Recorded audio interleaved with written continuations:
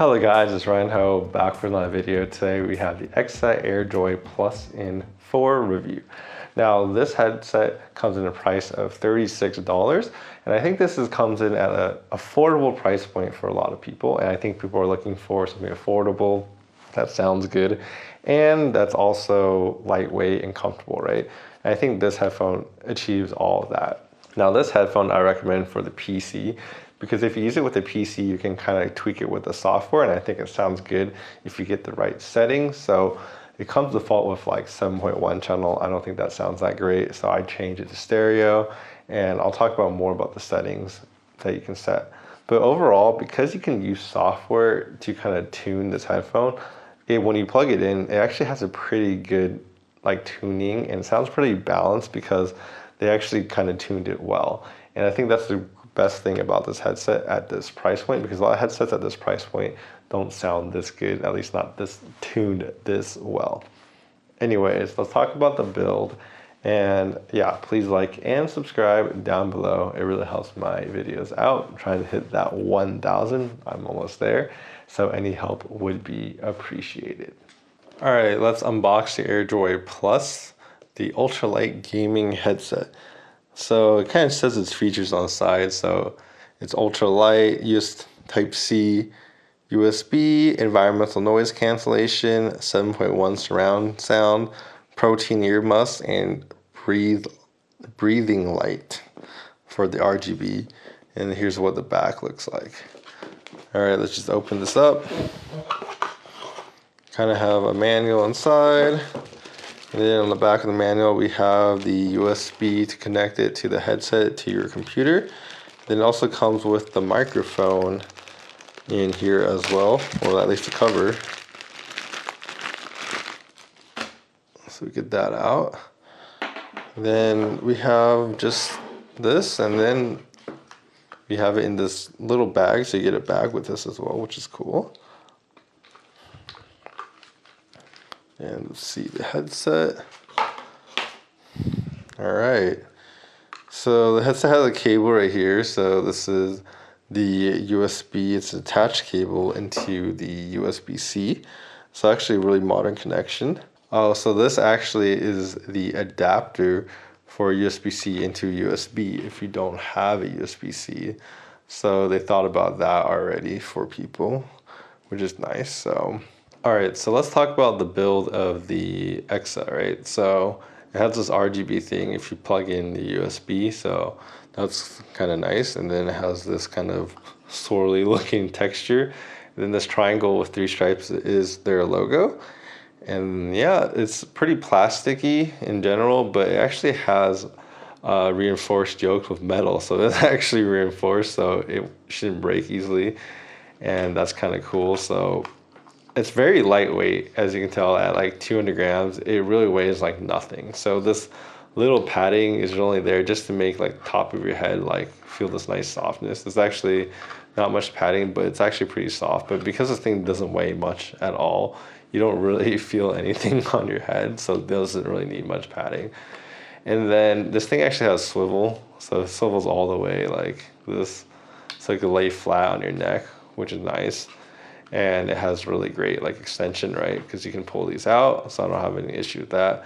The ear pads are actually like, they're actually like perfectly sized, so my ear fits perfectly inside. But if you have like a little bit bigger ears, I can see some people have problems, but my ears fit perfectly and I didn't really feel anything or drivers, so that's also a plus. So yeah, overall, it's build quality for its price. I mean, it's pretty good. Oh, I also need to mention that this cable right here is a microphone, non-detachable, obviously. And it comes with this pop filter, which is nice. And then the cable is a USB-C one, so I'm just gonna unplug it. So yeah, it's a USB-C cable. So let's talk about the software the Eksa comes with. I'm actually recording with a microphone right now, so this is what it sounds like. And right now we're using a 7.1 channel, and I really don't like the surround sound at all. I mean, it's not just this, just surround sound in general doesn't sound that good to me. And I would actually switch it to stereo sound. I think it'll sound a lot better in this mode. And in stereo sound, it actually comes with a preset EQ. This is what it defaults to. And I think this is what makes this headphone sound really good, is that it actually has this kind of EQ that kind of tunes the headphone with digital software, and I think that's what makes this headphone sound a lot more balanced than other headphones you find in this price range. And I find this headphone actually sound pretty natural with the default EQ. I did adjust it a little bit, so I kind of came up with my own like custom EQ. It's not much different from the original, but I did adjust it a little bit, so you can use mine if you wish. Now, like I said, I think this headphone actually sounds good because of that. Now, moving on to the mic. The mic has some issues. If you turn on this environmental noise cancellation, I'm going to turn it on so you can hear what it sounds like. It doesn't sound very good. This is what the mic sounds like during the environmental mic. You can see it makes your voice sound very thin. So yeah, I would turn off the mic noise cancellation because it doesn't sound that great. Now this is what it sounds like if I'm typing with my keyboard. And then I can just type with my keyboard with the noise cancellation if you want to hear that too. But yeah, so I hope you guys got a good mic test. Let me know down below if it sounds good, what you think about it, and yeah. So how does the Eksa sound? So I would describe the sound of this to be, like I said, very balanced, and it sounds pretty much neutral. Like it sounds good. So like you can even see in the software they actually toned down the bass because they actually didn't want the bass to be too big and boomy and kind of drown out all the sounds. So the bass is actually, you can hear it really well, but it's not like muddy at all. And then when it comes to kind of like the mid range, the footsteps, the vocals, you can hear that all very clearly. They kind of did that spot really, really well. And you can even adjust it a little bit more if you want in the software, right? And then when it comes to the treble, this is the part where you can tell in the software they actually boosted it a lot. So kind of give it a little bit more like detail in the higher end.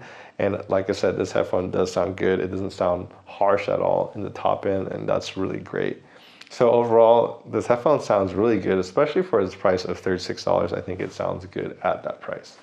Now, in conclusion, do I recommend the Eksa?